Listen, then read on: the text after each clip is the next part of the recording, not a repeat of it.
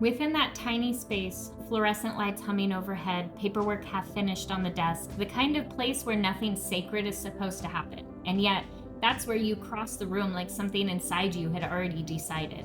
No hesitation, no careful distance, just your hands sudden on my shoulders, firm, grounding like you were holding onto me to keep from unraveling. Like duty had already begun pulling you backward, and I was the last thing you could reach for before it did.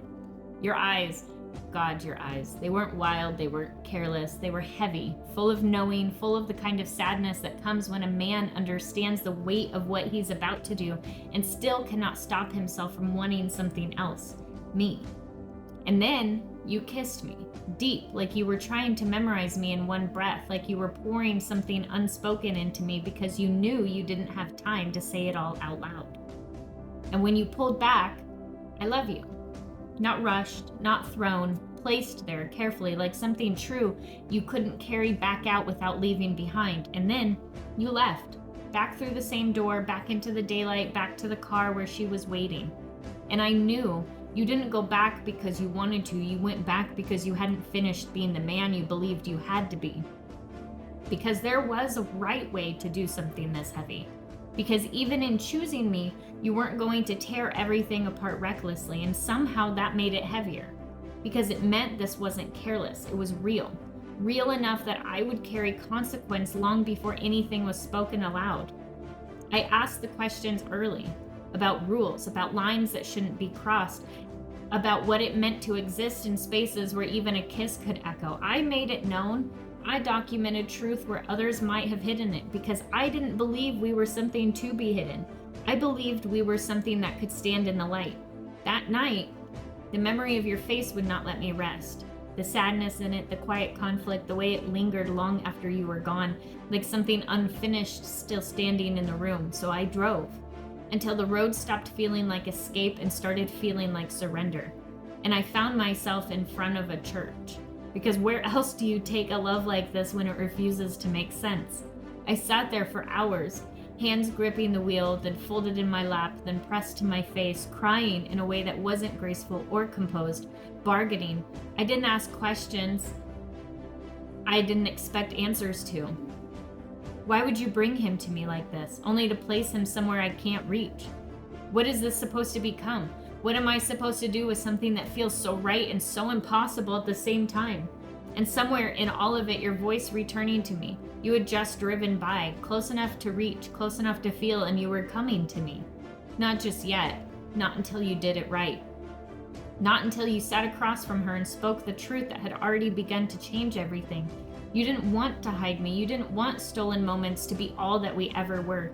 You wanted to walk toward me in the open, fully, clearly, even knowing something would have to break for that path to exist. So I wrote. Questions spilling out faster than I could hold them. Sharp, honest, angry in places, aching in others. Everything I needed to understand before I gave myself fully to something that could still fall apart. The next day, your presence in my living room felt heavier and softer all at once, like the air knew this mattered. I sat in your lap, my hands trembling slightly as they cradled the back of your head, your arms around me like you already understood how much there was to hold. You asked to hear them. I warned you they may be cruel. They came from a dark place because I had not been in a good place. You asked anyway, and when I stood to go get the page, I came back to you bent forward, elbows on your knees, hands covering your face, breathing slow and deep like you were preparing yourself for something you couldn't undo. Like you finally felt the full weight of what this could do to me, to us. I read one question and it landed, not defensively, not with distance, but directly, somewhere inside you that recognized the truth of it. Your eyes softened, filled, held mine like you were trying to answer me in a way that wouldn't break me, but still honestly. You told me what you could, what was honest, what you knew, and then you asked for more. You wanted all of them, every hard edge I had written in the dark, but I couldn't, because I saw you, not guarded, not avoiding, but trying, and I didn't want to turn that moment into something that hurt you just because it had hurt me first. I did not want to win. I did not want to be right. I did not want to make you feel everything I had felt alone the night before. So I folded them back up, let it stay unfinished, and instead we stayed there, close, quiet, holding something fragile between us without dropping it. Then you touched me again, and it wasn't rushed. It wasn't escape. It was slow, intentional, like you were learning me with a kind of care that had nothing to do with urgency and everything to do with meaning. Like you wanted to remember what it felt like to be with me when there was no clock forcing you to leave. Your hands didn't wander, they stayed, grounded, present, like you were choosing every moment instead of letting it pass you by. You eased me back onto the couch, drawing me into you, holding me there naked together, like closeness itself was something you needed to feel fully. Your fingers lingered at the edges of the lace you had chosen for me, tracing softly, like even that small detail meant something more than it should have. And when you stood, I followed you, pulled by something unspoken, something that refused to let distance exist between us for long and drew you back down to me.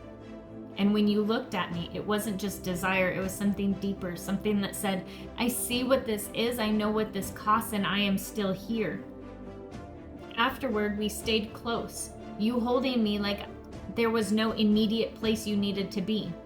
Lifting my chin gently, finding me again in slow, unhurried kisses that felt less like urgency and more like understanding. And the quiet between us, it wasn't empty, it was full. Like something had settled exactly where it belonged instead of scattering into uncertainty.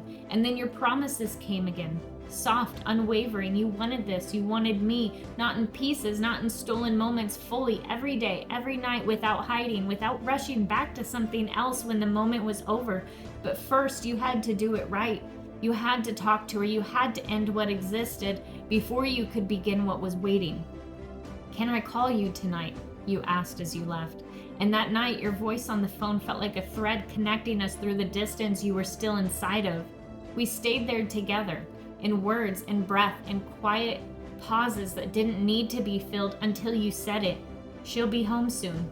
A girl's night out. Headlights pulling into the driveway, the world returning to claim you again, and I could hear it. The shift.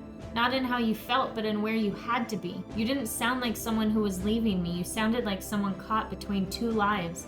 One he was still responsible for, and one he had already started to choose. I'll call you tomorrow. I love you. And the next day, and the next, every day after, not as a maybe, as a promise you intended to keep.